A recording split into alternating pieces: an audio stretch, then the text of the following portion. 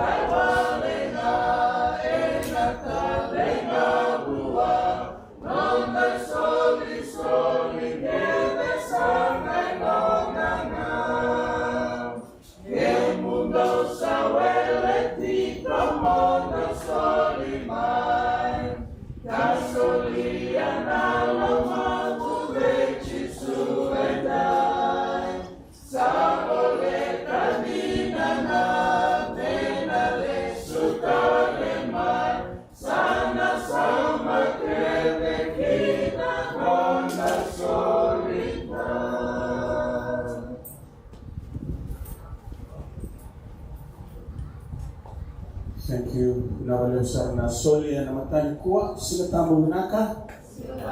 Happy Sabbath, church family. What a beautiful day to come back and worship God on end of the week, and we're so thankful that God can give us through His grace and mercy to be here again this beautiful Sabbath morning. And first and foremost, we welcome the holy angels. We welcome the Spirit of God amongst our midst. And we pray that they will bless us as we worship together this morning. And a special welcome to Pastor Zeny. You were here a couple of weeks ago, Pastor, during the 30th year celebration. And we're so thankful that you can be here again this beautiful Sabbath morning, and we want to welcome you back to the church this morning, and may God continue to bless you as you share the Master's word this beautiful Sabbath morning. And God bless you in the ministry. And we were just sharing at the back that Pastor Billy, the associate pastor at Mount Grabot, will be leaving us soon. And it's so unfortunate, but we were counting the number of pastors that came and left while Pastor Zeny was serving, was about 4 of them. And Pastor Zeny is still around, and we thank you, Pastor. I think you are on the good books. And we're so blessed that you can be here this morning to bless us again with God's word, and may God continue to bless you and the ministry that He has called you to.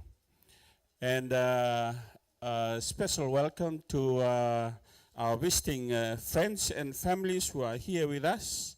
Daniel Tuibakano, that's Denny, welcome. It's been a long while, but to be here this morning, a special welcome to you. And thank you for choosing to be here with Mom. I think Dad is away in Fiji, but good to see you. May God's blessings be with you. And Jeffrey and Harold, they from the Philippines? Yes, welcome. Very soon we will cross off your name and put you on the deacons list. You've been here a couple of Sabbaths, and welcome again to your family this morning. And may God bless you too as you serve God. And for Anna, special welcome.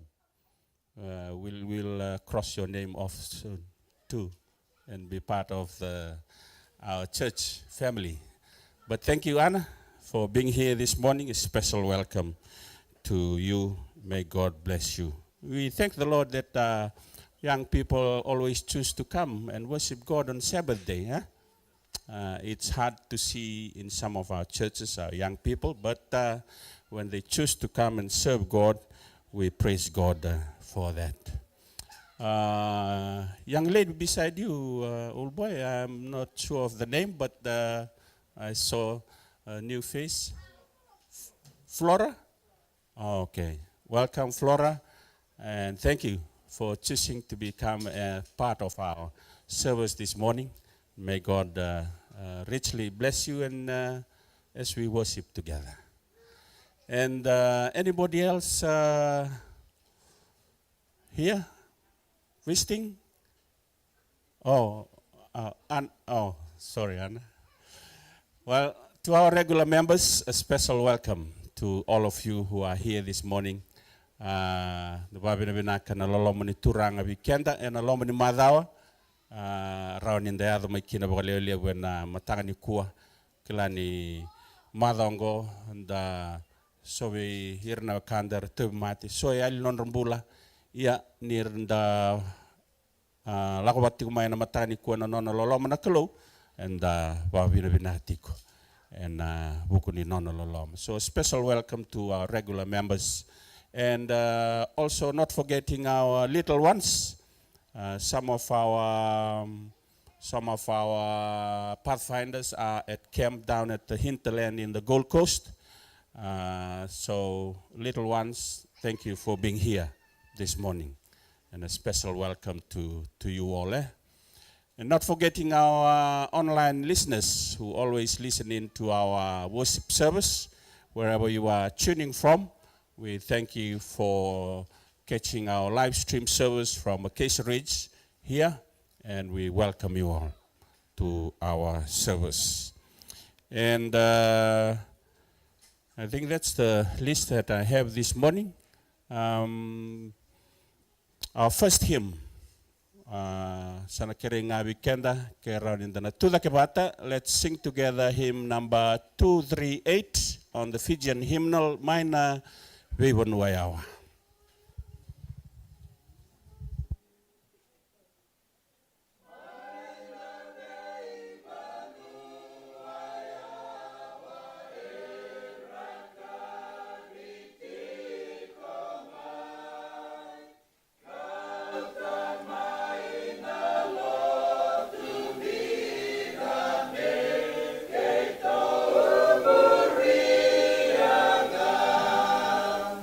Now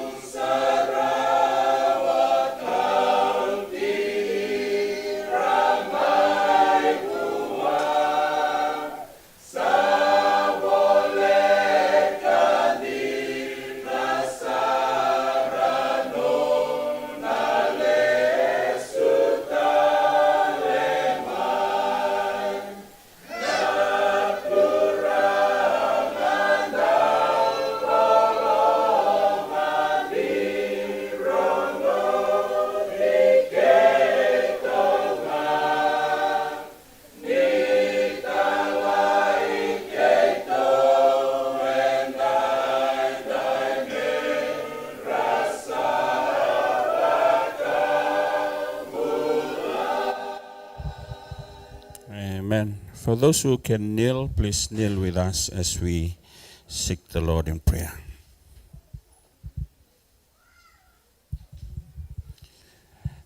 Our gracious and merciful Father in heaven, Lord, we come before your throne of grace, thanking you, Lord, for your mercy and love throughout this week.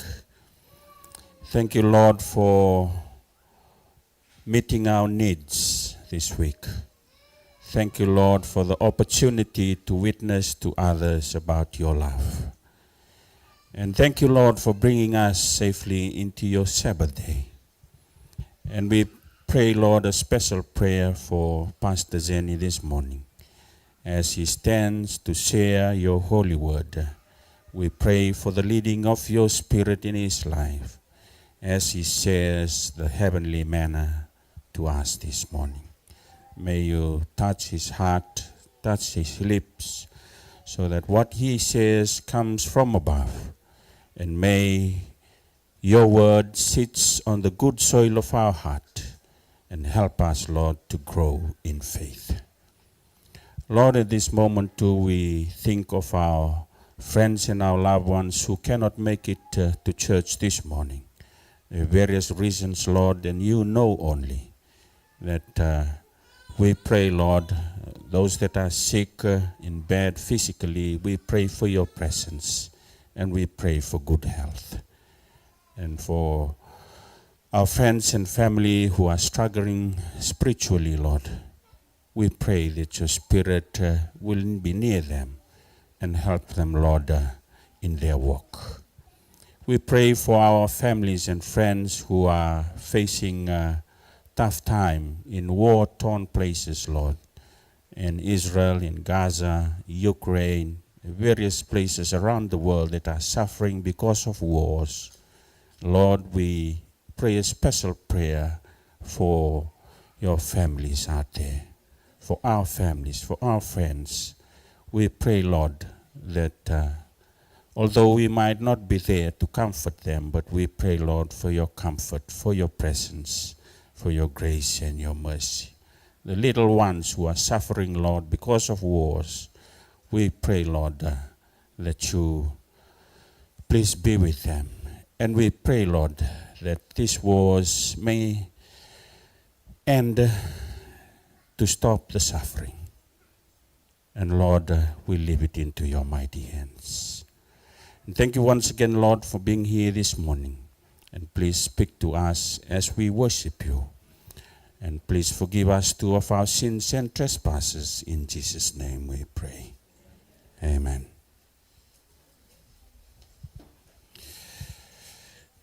Special time for our little ones. So we'll ask our little children to come up, and we'll ask whoever is doing the story for children to come up, please.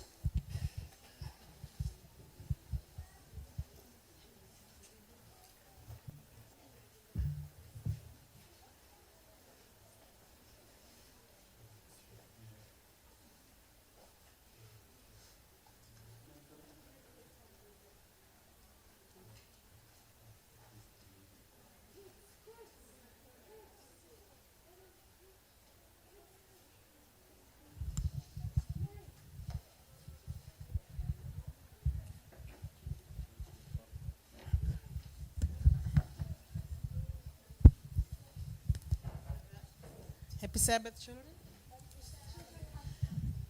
Huh? There's more coming. Just wait for a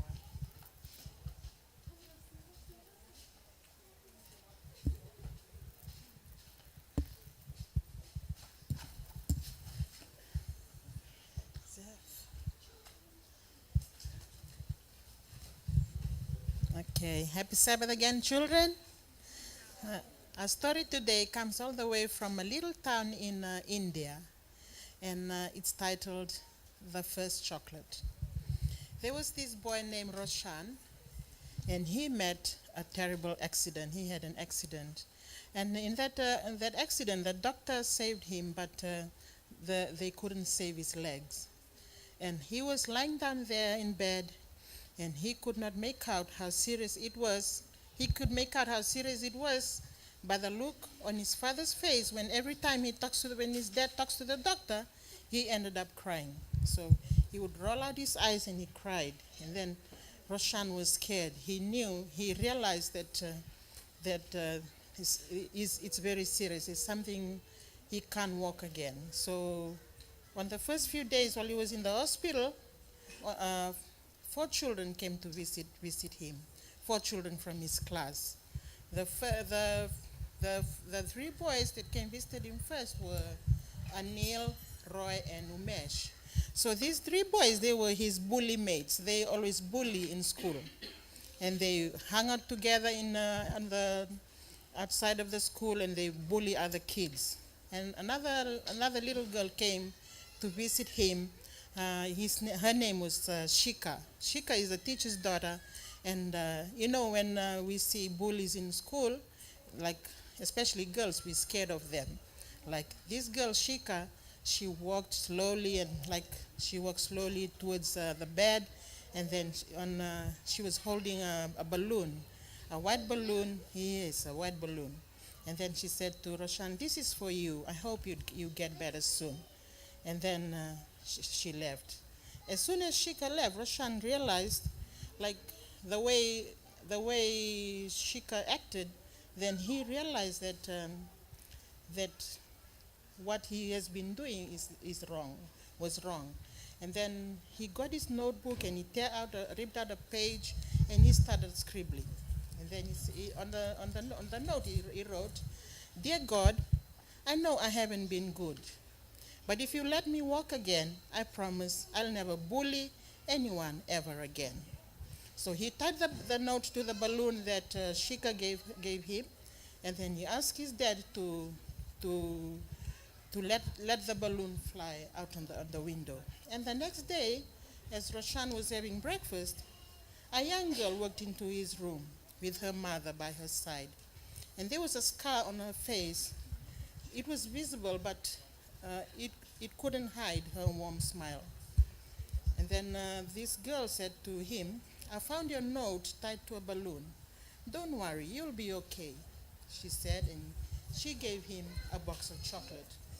Roshan was feeling ashamed, avoiding making eye contact with this girl, and he wanted to say something to her, but words just couldn't fail him. And his girl's name was Tia. Tia, this same girl, he and his friends, the first 3 friends that came to visit him, always picked on Tia at school. And they used to make fun of her scar. But today it was different. He was the one with the emotional scar, and he could feel her pain. And with his eyes brimming with tears, he opened the box and he gave her the first chocolate. And children, in the Bible, there are a lot of stories about people who have scars that Jesus came to help. There was this blind man, and there was a leper, a tax collector, and so many others. We have amongst our midst some special people. In my family, I've got a special son. My son, Suli, is autistic. On behalf of Suli and my family, I want to apologize. I want to say sorry to you kids. Sometimes I know it's hard to socialize with him. And today I want to say sorry. And I hope that inside of you will find a place to try to cope with. And in the dictionary I found on Google, it says in the what Suli's got, it's a neurodevelopment condition of variable severity with lifelong effects that can be recognized from early childhood, chiefly characterized by difficulties with social interaction and communication, and by restricted or repetitive patterns of thought and behavior. So the kind of students like Suli, or students with autism, all they want is to be accepted like every other student. So it's a challenge. It's an everyday challenge for me, for my family, and especially Bernard, because because he faces it all the time, but we try to make it work in one way or another. But these are the kind of people that God allows to live with us in daily lives and in every situation, because in that way God teaches us to be compassionate, to be loving, and to be. And sometimes these people, they show things that we can do. Like Suli, my other son, like for example, doing his homework, it's hard for me to teach him because it takes me a longer time to do homework with Pau. But with Suli, it's so easy because he knows. I don't have to get like ice block sticks to do subtraction and addition and subtraction. So he doesn't need the sticks. He's very smart. And I just get some verses from the Bible to just to share with you. But Jesus came into this world. He didn't pinpoint. He never pinpoints normal people when he was here. He just look after people he healed the people who are sick. He healed the people who are different from him now. So my first verse, it's in the book of the first part of Ephesians chapter 4, verse 32. It reads, "Be kind and compassionate to one another." In First Peter chapter 3, verse 8, it's a popular verse about compassion. Be like-minded, be sympathetic, love one another, be compassionate, and love one another. Okay? So we can practice being compassionate in our everyday life. Okay? So that's our story today. Children, let's have a prayer. Dear Heavenly Father, thank you for this lovely morning. Thank you for your children. Thank you for all the challenges that you let them go through, that will teach them how to be good and how to be compassionate and how to be loving like you, Lord. Please forgive us all our sins. In Jesus' name we pray. Amen.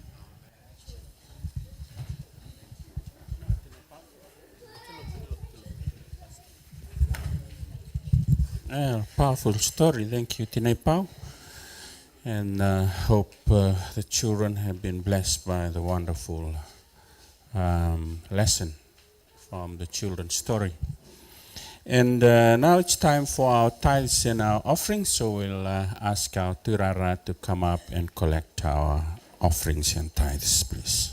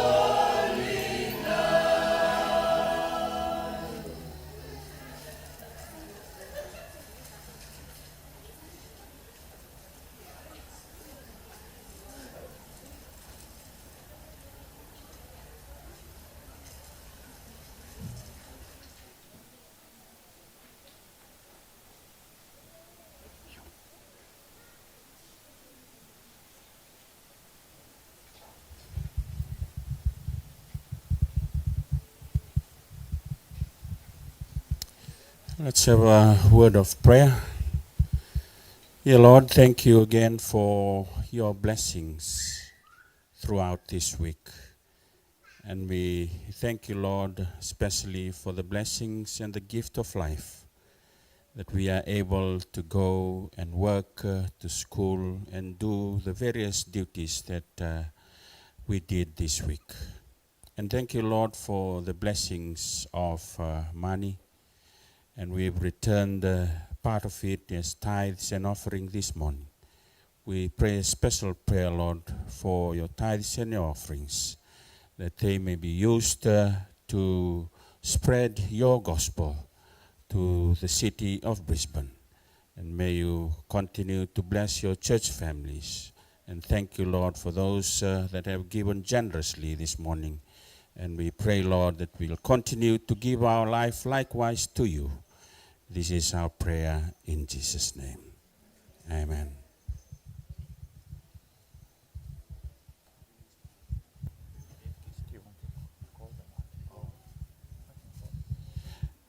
We have a special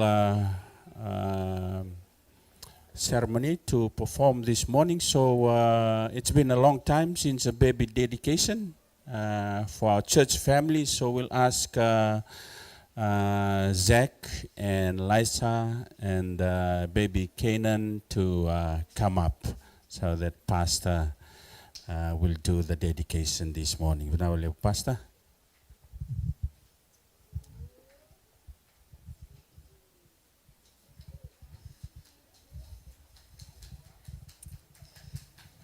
Yes, there they are. Everyone. Yes. Zach and Lisa, parents again, and a spotlight on little Prince Canaan, huh? Oh, he's happy, yeah? Happy boy generally. Looks like it. Yes. Yeah? Look, your parenthood now has been so firmly established. And look, children are so blessed.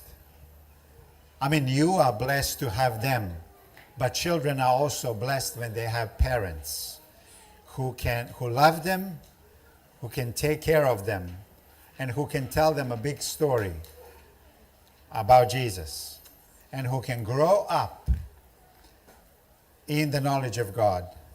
Of course, it's a burden of responsibility on you on a daily basis. And it's a challenge to be always patient. It's a challenge to be always caring. It's a challenge to not to be frustrated and not to be angry. It's a challenge. It's a common to all of us. But you always remember that you can go in life with confidence. There are instances when sometimes we are short on it, but we can be confident that because of God in our lives, you can be a mother that God wants you to be, that you can be a beautiful example. There are days when you fail. There are days when you will fail. But God will make it possible that He will see you through. And Lisa, you're also a mom. And I know that God will continue to bless you. And I pray that He will. Zach, a big responsibility on you. But just remember that God's arms are strong.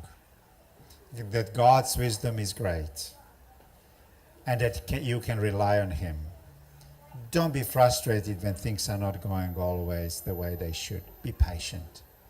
And remember that God has it. And in His good time, if you do what needs to be done, in His good time, things will fall into place. The most important thing that children will want to see is that you two are good. That you two are husband and wife who provide that atmosphere of love for them. Cherish that love. Cultivate that love. Think of the other before you think of self. May God bless you. And may they grow in this church and be real pillars and real example for Jesus. Let's pray. Father God, I want to pray for Zach. Lord, I pray that he is and will be a father to little Prince Canaan, that he will, as Canaan naturally looks up to him, Lord, I pray that he will recognize a strong dad, a good father, a good example. And Lord, I pray when Zach fails, that he will always rely on the grace of God, and that he will pick up, that he will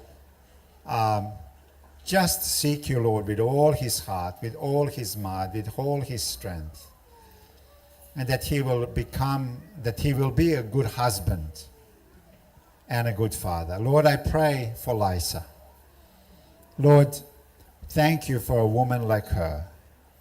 I pray that you will give her health. You will bless her with it. You will give her wisdom. You will give her patience. You will give her physical strength, Lord. And please bless them. May the atmosphere of heaven dwell in that place. May children grow up in love. And may the love of God prevail in their hearts and in their home. We pray in the name of Jesus. Amen.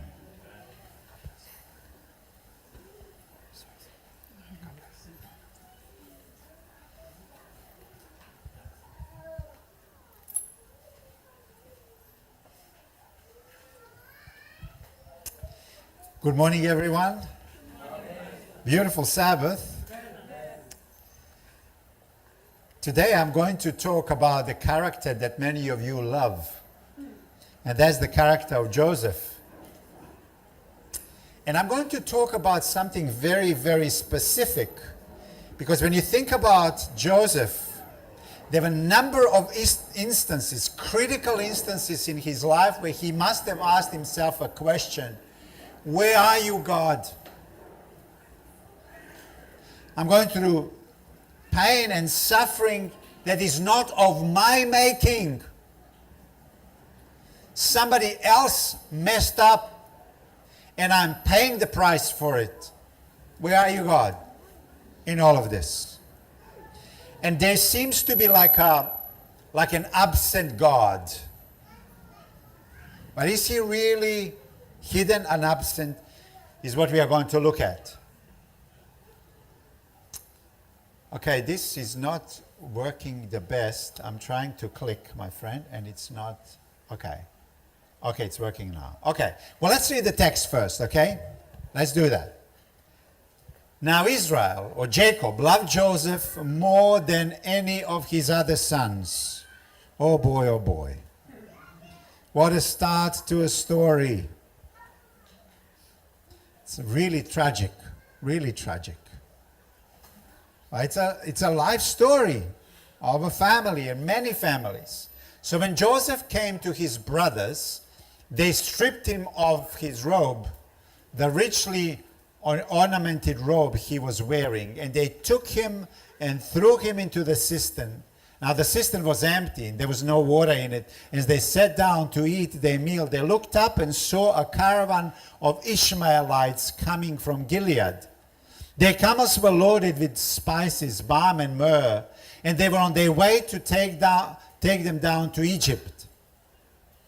Judah said to his brothers, "What will we gain if we kill our brother and cover up his blood? Come, let's sell him to the Ishmaelites and not lay our hands on him. After all, he's our brother, our own flesh and blood." His brothers agreed. So when the Midianite merchants came by, his brother pulled Joseph up out of the cistern and sold him for 20 shekels of silver to the Ishmaelites, who took him to Egypt. When Reuben returned to the cistern and saw that Joseph was not there, he tore his clothes. He went back to his brothers and said, "The boy isn't there. Where can he turn now?" Then they got Joseph's robe, slaughtered the goat, and dipped the robe in the blood. They took the ornamented robe back to their father and said, "We found this. Examine it to see whether it is your son's robe." He recognized it and said, "It is my son's robe. Some ferocious animal has devoured him. Joseph has surely been torn to pieces." Then Jacob tore his clothes, put on sackcloth, and mourned for his son many days. That's a story. So many people say this: if God is really in charge of everything, He's not doing a good job. Look at all things that are happening. Look at all the disappointments. Look everything that is happening to me. If God is there, why is there so much mess in the lives of people? Why is there so much mess in my life? Let's look at the story. And through this story, let's look at our stories.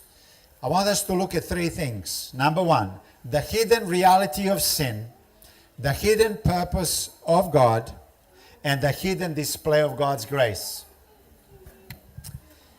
And we start this story with a statement which is really tragic. Tragic. Now Jacob loved Joseph more than any of his other sons. And by this time,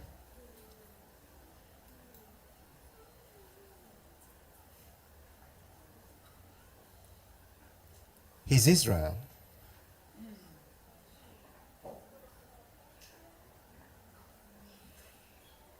Somebody who was victorious. Yet still, nevertheless, he still loved one of his sons more than any other of his children. Wow. Why? Why is he like that? I want us to go a little deeper. While Jacob was growing up, he desperately longed for the love of his dad.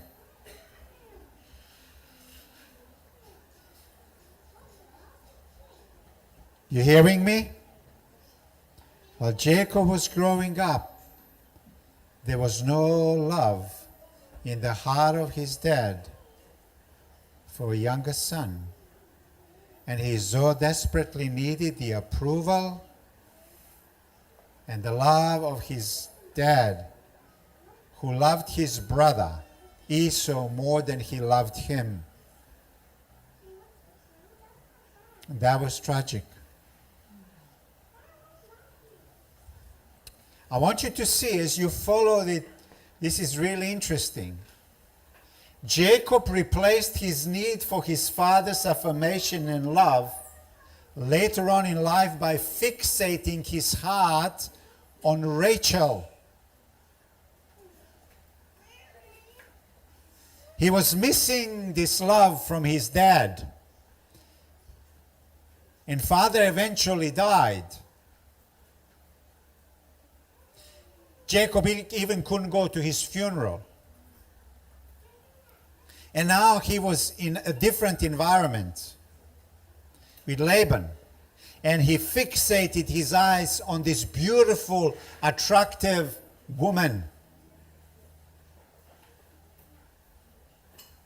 And she was everything to him. She became his idol. Rachel was everything to him. But lo and behold, the one whom he loved so much died.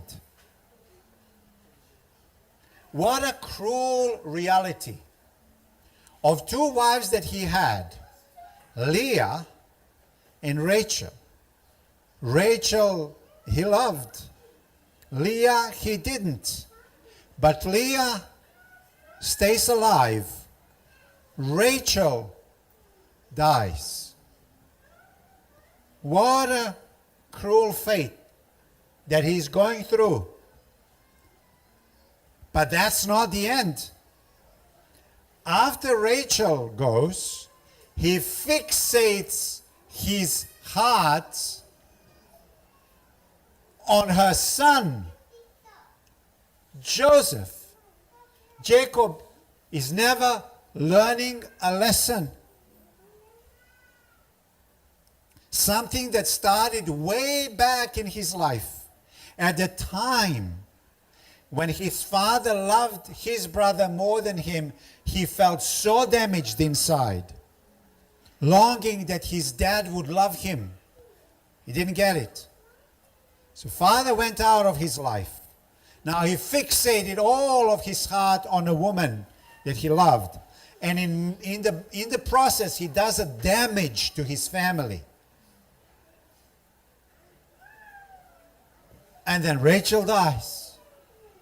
And then he fixates all of his love on their son, Joseph. What a story, eh? What a story. Joseph became the idol of Jacob's life. But what's the problem? The main problem is that this situation poisoned the whole family. It poisoned his brothers. It poisoned Jacob. It poisoned Joseph. And the whole family dynamics just changed. Seemingly, if you look from the outside, everything is fine, but you come closer and you can smell that something is not right. Something is wrong. Something is rotten. Jacob, by this time called even Israel, and you come into the family and it's irreparably damaged. It's not good at all. Not good at all.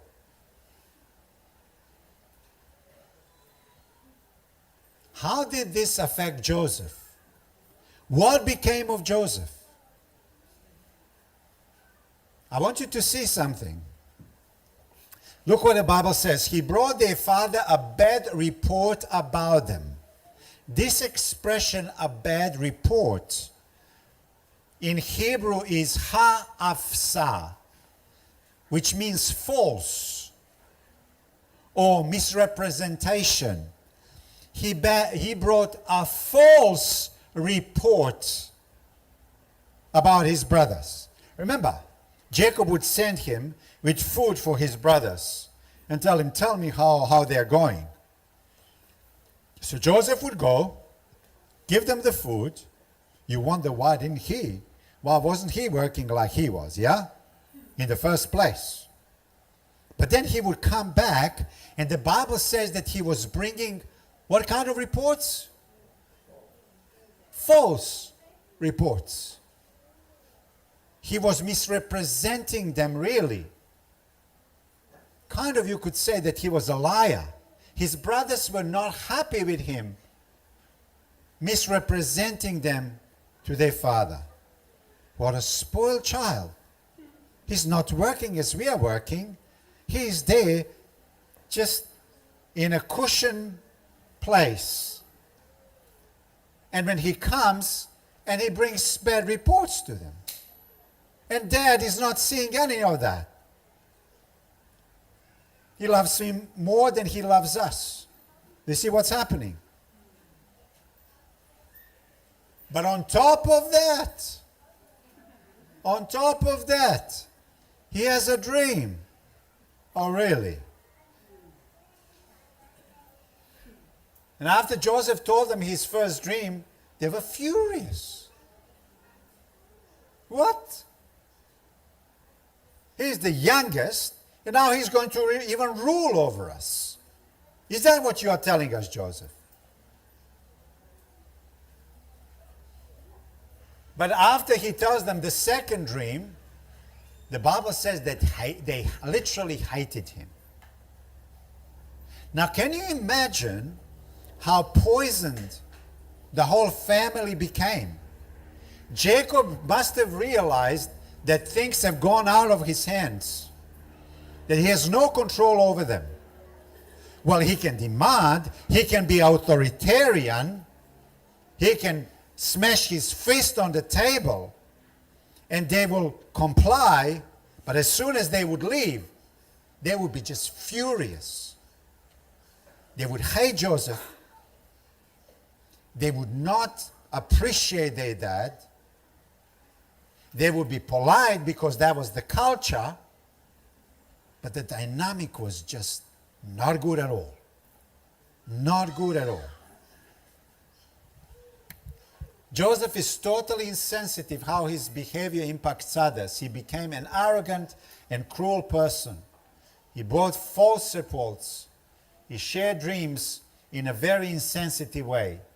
Joseph was becoming a spoiled, selfish, insensitive, arrogant, and kind of a bad person. Jacob's other sons, what is it they observe?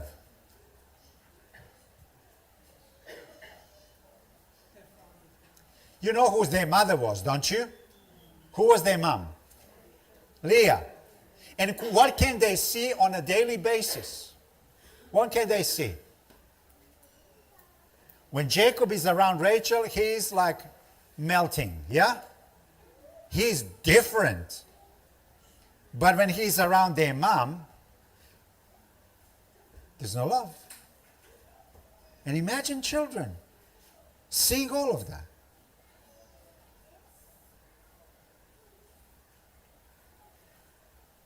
Their mother was being neglected. Jacob's greater love for Joseph and Benjamin.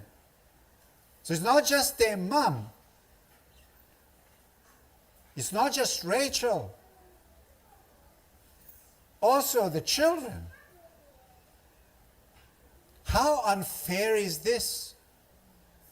How unacceptable this is. And on top of that, Joseph is spoiled. And they are just absolutely furious with him. What a dynamic. And on top of that, God gives to Joseph a dream. Hello. They hate him. So behind a nice and a prosperous family, we discover brokenness and sin that are going to destroy it if somebody does not turn things around and heal this broken family. Can I just ask you, as I speak of Joseph, have you seen a family like this? Not maybe with the same situation, but broken.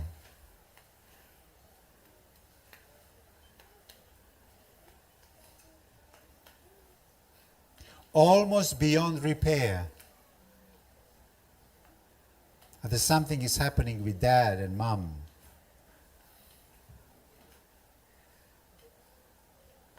Children. And nobody can fix the problem. It's beyond repair.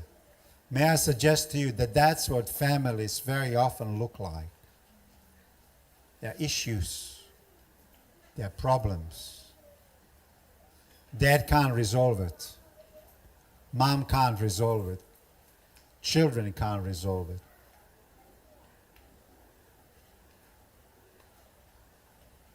And if somebody doesn't come to fix it, all is going pear-shaped, never to be fixed. Does that sound familiar? Bitterness, pride, brokenness, jealousy, hatred. See, all of these elements are good elements to write a good book, good novel, to make a good movie. And we can never get tired of these types of books, of these types of movies, because they portray a life as is and we identify with it easily. But you know what? Bible is not like any other book. Because in the Bible you find a main actor behind the scenes who is looking as a main actor to fix the problem.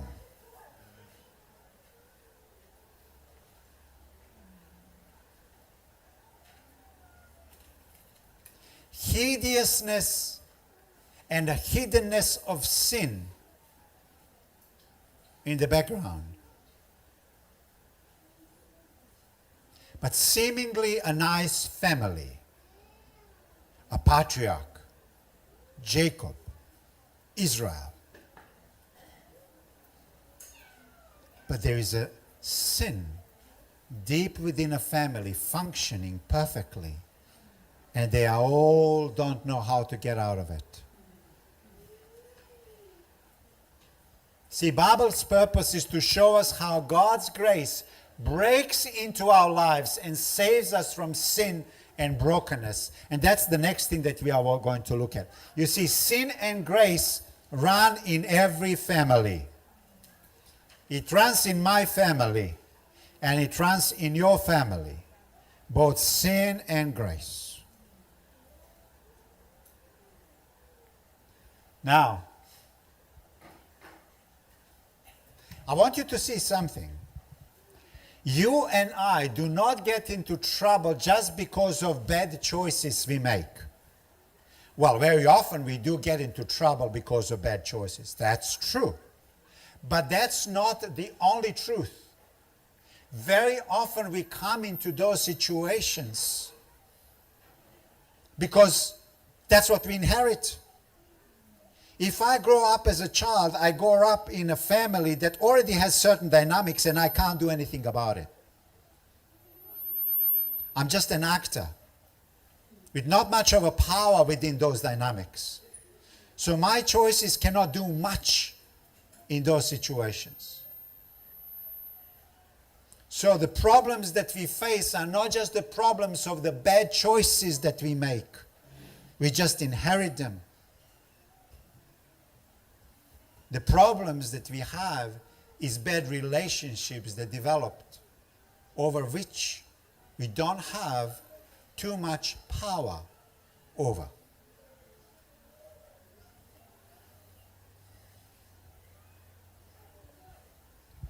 Bad relationships get us into trouble, but relationships will also get us out of trouble. We need to live in the community where this happens, which brings me to the second point. On one hand, we see the hiddenness and hideousness of sin working its way into the family dynamics. And every single member becomes a hopeless and a helpless in a situation that they find themselves in. But the good news is that there behind the scenes, there is a hidden work of God which is pursuing everyone to bring relationships and restore them so they are again flourishing and in love.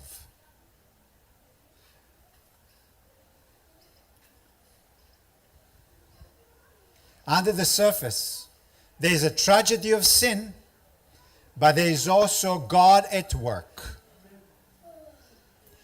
So every single family that is represented here, I want you to see that. We are dealing with both dynamics. On the surface, there is sin that we contend with, seemingly hopeless situations that we cannot change. But don't despair, because behind the scenes there is a powerful God who is working his way into fixing the problem.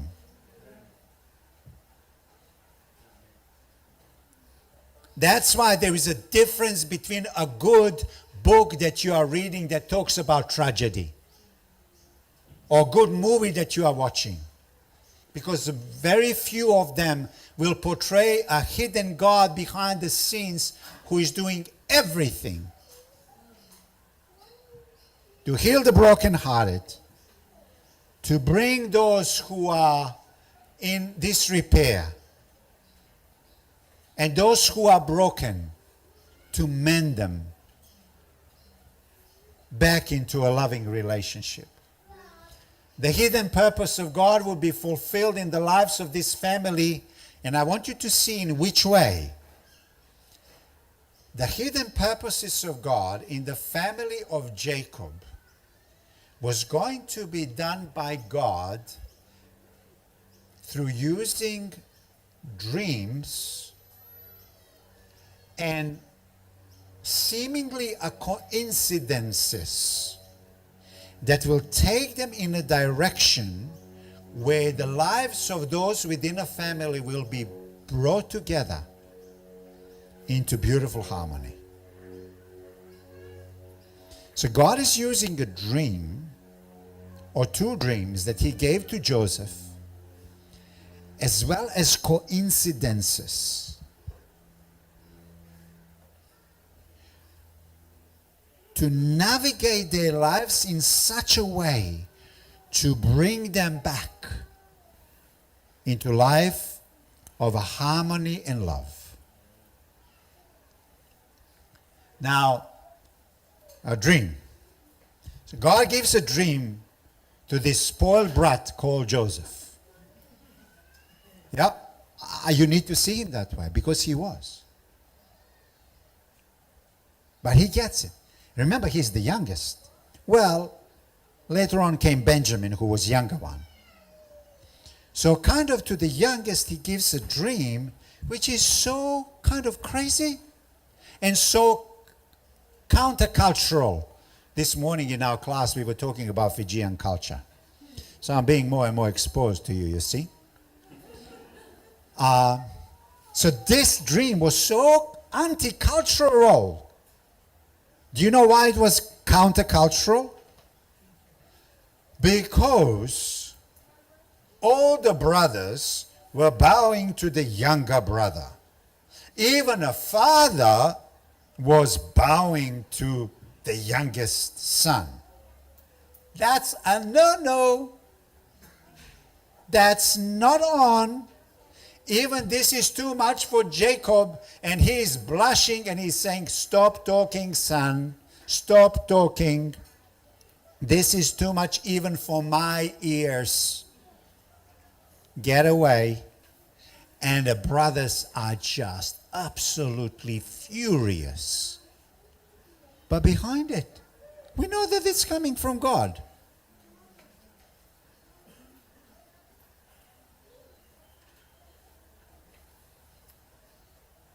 So in traditional societies, younger always bows down to older. Children bow down to parents, no matter the age. If we have lunch, no, child starts first serving, yeah? No, he's the church pastor.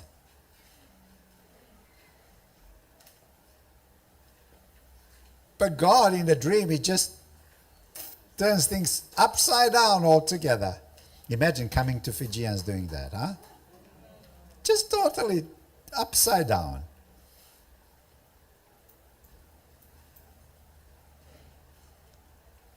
So Joseph's dreams are radically socially unacceptable.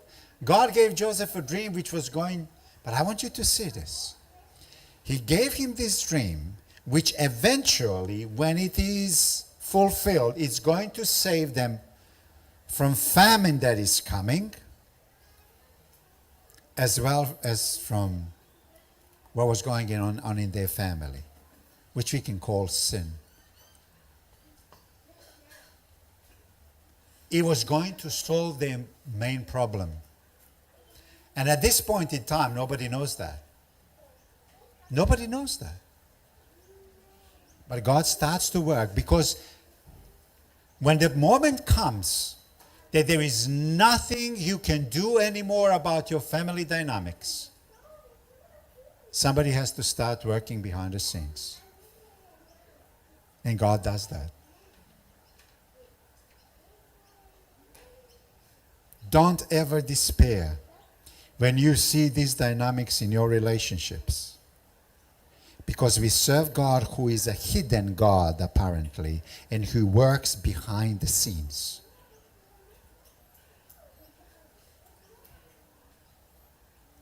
I want you to see now the coincidences. So one way God deals with this family is giving a dream, which is kind of a crazy dream. But then he uses something else. He uses what we call coincidences. Let me ask you a question. Have you seen coincidences happening in your life? Huh? Let me show you from this story coincidences, okay? Is that a miracle or coincidence? Jacob sends Joseph to see his brothers who were grazing the herds at Shechem. But they just happened to decide not to stay at Shechem, but to go to Dothan. So he's going to Shechem, but they just left Shechem, and he comes and they are not there. Yeah?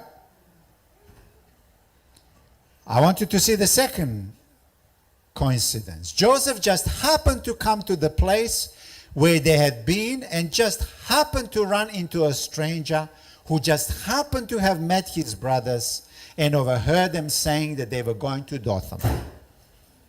There was just this person who was there coincidentally, who saw them, and he overheard them saying that they were going to Dothan. Do you see God behind the scenes? Let me show you a few more. When brothers who hated Joseph grabbed hold of him, Reuben, who just happened to be there, saved him from being killed. Because when they grabbed him, they had an intent to kill him. Enough with this guy. And Reuben just happened to be there to prevent them from doing it. But just happened not to be there to save him from being sold into captivity. Do you see that? Every step of the way, if it didn't turn out that way, the story would kind of go pear-shaped. It's all happening. Somebody is working behind the scenes. If everything that happened did not happen exactly in the way it did, and just in that order, everybody dies. Because the famine comes, they're gone.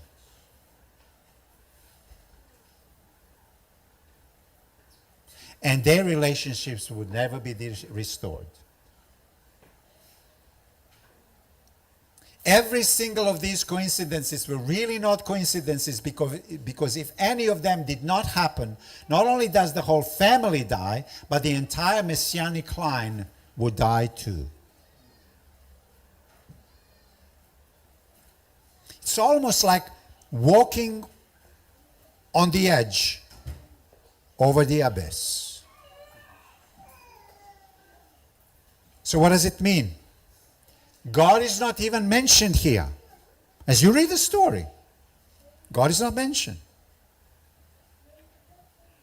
God never speaks. God doesn't seem to do anything. And God seems to be fully absent. Yet we see these coincidences taking place all the time. Though God seems to be fully absent on the surface, he still is managing down to a small detail what happens in all those chaotic, terrible things that seem to make no sense. God was arranging things for the salvation of the family.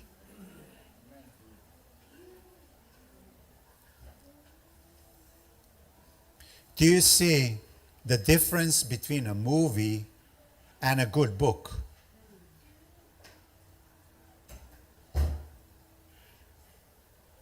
Because the main actor is God, working behind the scenes for the good of his people. So what do we learn here? This is very important. What we learn here is that God's redeeming love is compatible with bad things that happen to me. Shall I repeat that? What we learn here is that God's love is compatible with bad things that happen to us. That's hard to stomach and to accept, but it's true.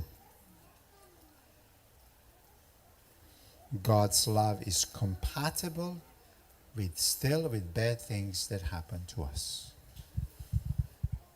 But we are coming back to this. We haven't finished that.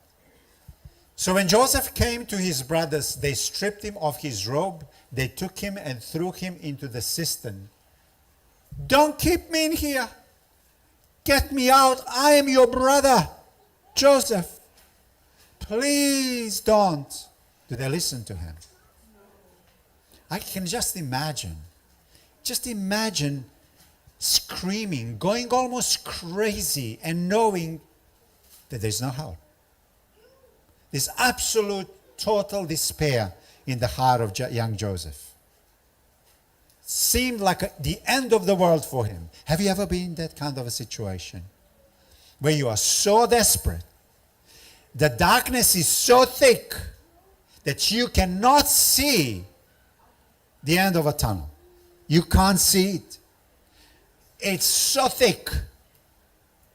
And God seems to be a million miles away.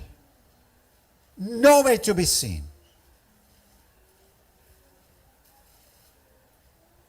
Nowhere to be seen. Absolute, utter desperation. They seized him. They stripped him. They threw him naked. They abandoned him. He screamed. But no happy end, people. No happy end. No rescue comes. He's sold into slavery. He's passing by, maybe by a kilometer, the tents of his father, and his father is oblivious to the fact that his son is being taken into captivity. And everything within Joseph is just breaking apart. Breaking apart. Where's God in all of this?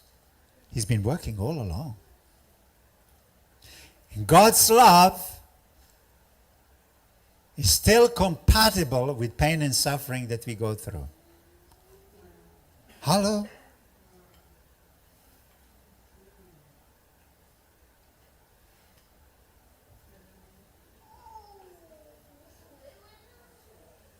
If this hadn't happened just as it did, everyone would have been lost.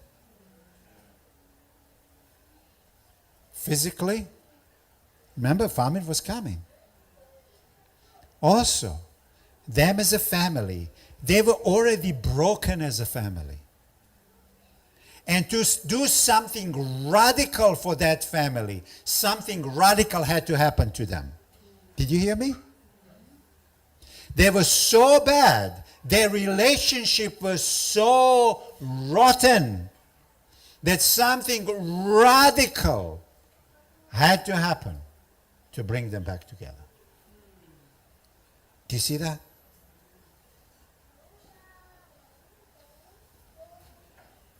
For so much hatred that was in the hearts of brothers to change, something drastic must happen. For deviousness of Jacob, there was a display because of what happened to him and his dad and how he was dealing with it. Something radical had to happen. For a spoiled brat like Joseph, that was turning literally into a bad person, something radical had to happen. And that something radical often is pain and suffering that shakes you all the way to the root of your soul. And God is a master of transforming us at the very depth of our soul.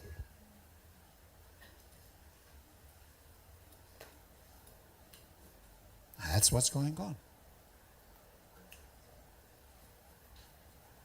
Only because Joseph was rejected, sold into slavery, and because of awful things that happened to him, would Joseph himself be saved from his pride. Do you see that?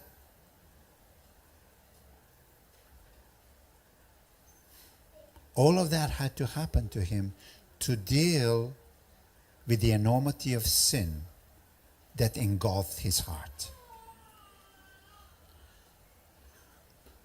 You see, very often we sympathize with people, and we should when they go through pain and suffering.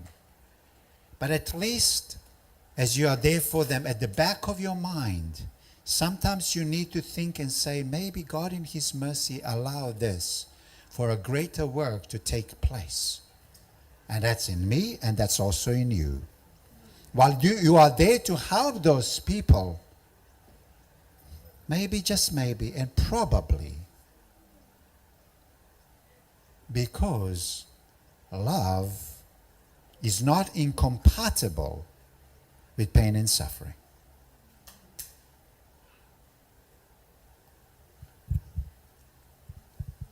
In the same way, this was the only way how his brothers would have to be saved from hate, which was turning them into violent people. What do we learn? As I said, God's redeeming love is compatible with bad things that happen to us. God's love was active in His hiddenness and apparent absence and silence. God works when we pray. Sometimes we pray and God quickly answers. Like He answered for Peter in prison. That was easy. People in church had a prayer meeting, and Peter is in prison. They pray. God opens the door. He comes out. How easy is that? Imagine that we have this kind of a prayer group, that every time we pray, this kind of thing happen. Oh, wouldn't that be nice? But you know what? There's no such a group, because God does not always answer that way. Simple as that. He doesn't answer the prayer when John the Baptist asks him. Did he? He didn't. Or when Paul, who healed so many people, comes and says, God, hey, I've been toiling every single day in your beautiful gospel. Will you please take this sickness from me? And God says, Paul, my grace is sufficient for you. Don't ask me that again.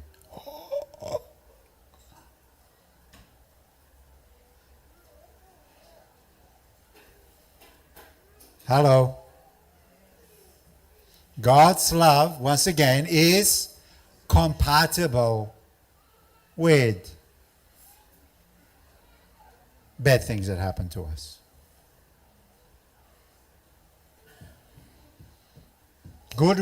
God works all things together for good to those who love Him.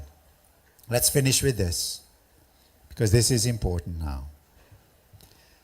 The hidden display of the grace of God. Almost every pain and suffering that comes into my heart has the potential either to completely destroy you or to make you.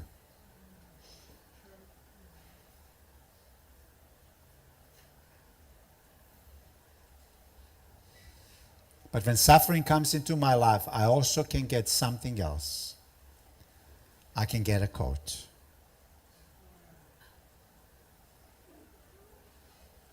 Did you hear me? When pain and suffering comes, I can get a coat. For Joseph, who was rotting in that cistern, who was later rotting in the prison for years, what sustained him was the coat that he used to wear. The coat that told him, I'm a special child. I'm a loved child.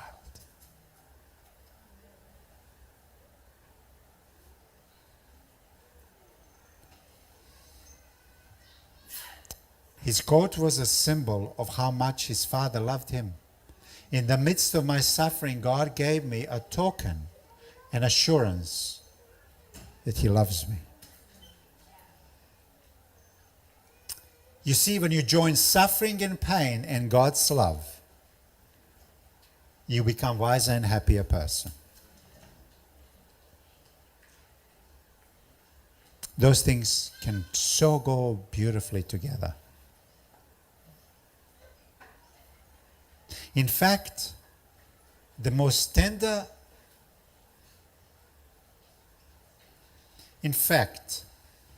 you will experience the most tender aspect of God's love when you go through suffering. Did you know that? I'll never forget, and my wife always chuckles when I mention this story. I love basketball. Basketball was my sport. But I abandoned basketball. Now I play table tennis. And I ride a bike, as you know. But once upon a time, we're talking about 29 years, even before that, basketball was my main game, okay? So we are talking about 29 years ago. I was playing basketball competitively here in Brisbane. I don't know if it was a B grade or A grade. With the group from Springwood Church, because that's when I was doing my internship. And something was wrong with my knee. And I knew that I did not fully recover with my knee. And I was going for a layup. And all I know is when I landed on my right leg, it just gave way. And my cruciate ligament, just gone. And a week after that, I was just in agony. My knee swelled, and after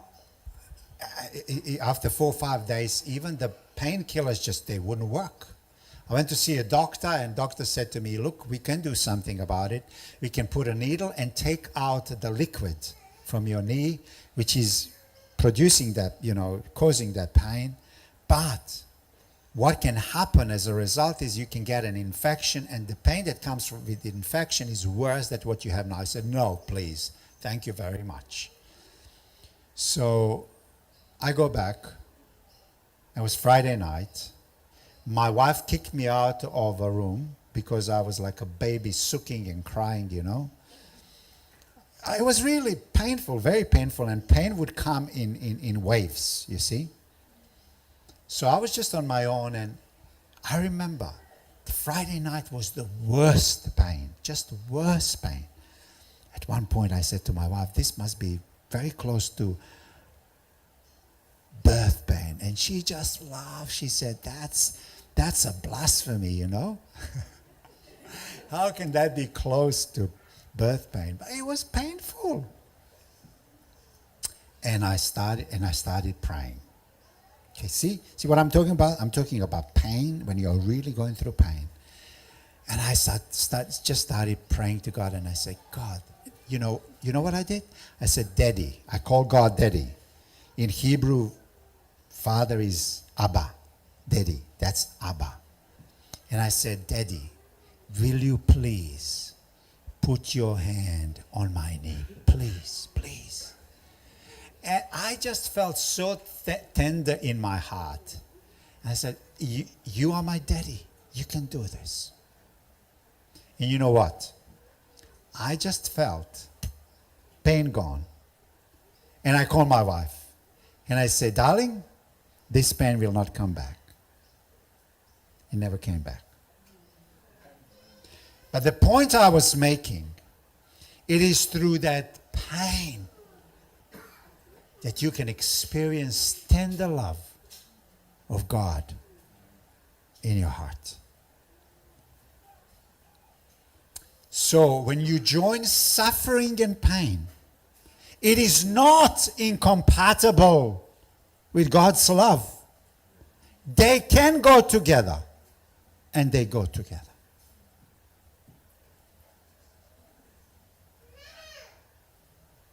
As a result, you become a better person for it.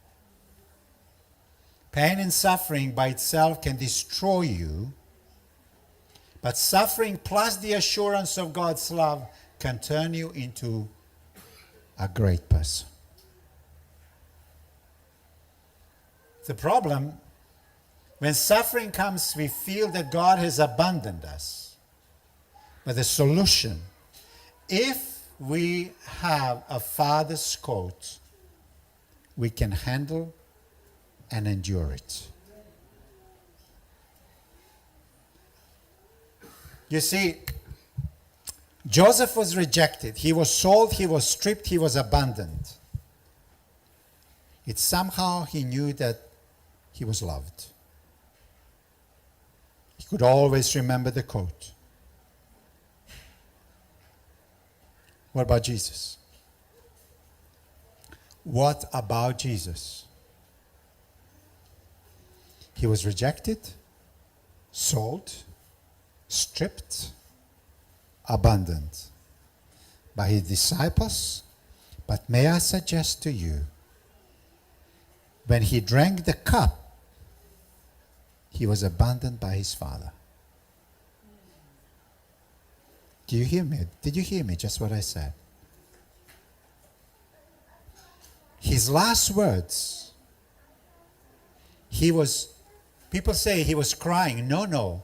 The text in Greek says that he was screaming. Can you imagine that from the middle cross, where Jesus hung, you could hear a screaming, okay? That was scream. Do you know what the scream was? Because he expressed the scream. Do you know what it was? My Father, why have you forsaken me? And he's not speaking like this. I want you to remember, he's screaming it. So while Joseph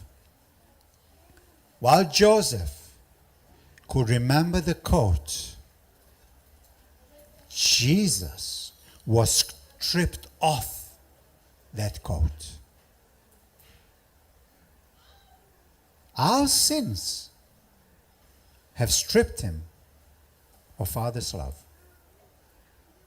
because he was experiencing hell, and in hell there is no God's presence. Is there God's presence in hell? No, that's the place that there's no God's presence. And that's what the cross was.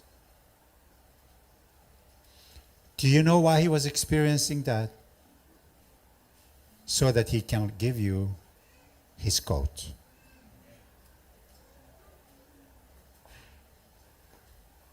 So when you go through pain, you know that his coat is on you. Did you hear me? When you go through pain, his coat is on you.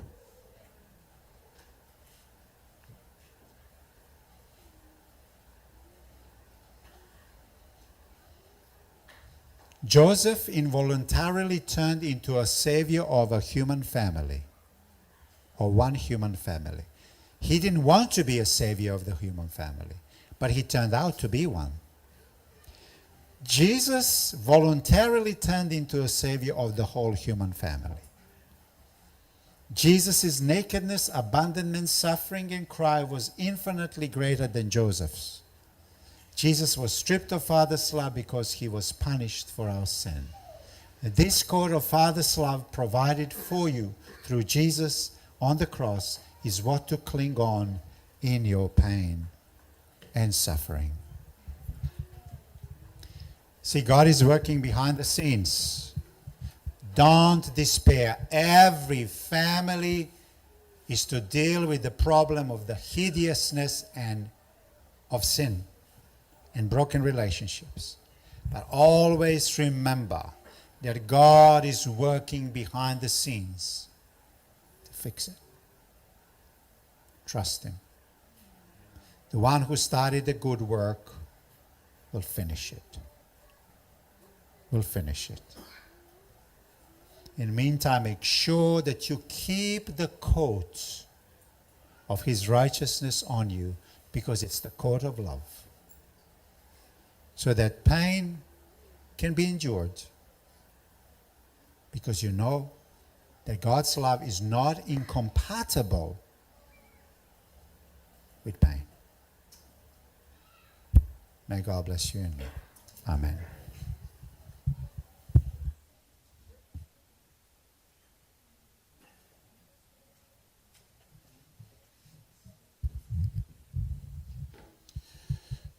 Da wawina kani tukutuku and singalibuni kua. Thank you, Pastor, for the powerful message. May God bless our heart. As we stand together to sing our last hymn, number 155 on the Fijian hymnal, Moni Toro Maibiau Sa Krik and the Tudakabata. Let's stand together as we sing our last hymn.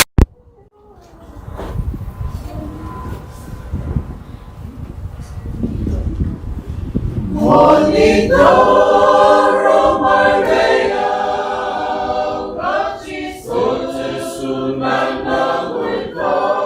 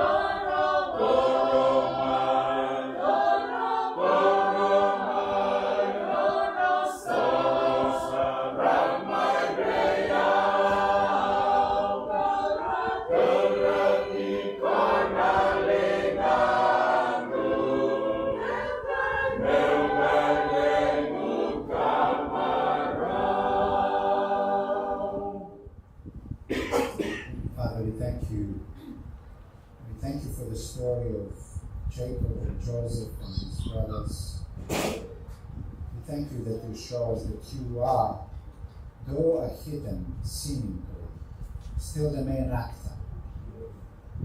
Now the main actor to turn tragedy into triumph. Though it takes time, as sin comes and affects us so deeply, it takes time to deal with it.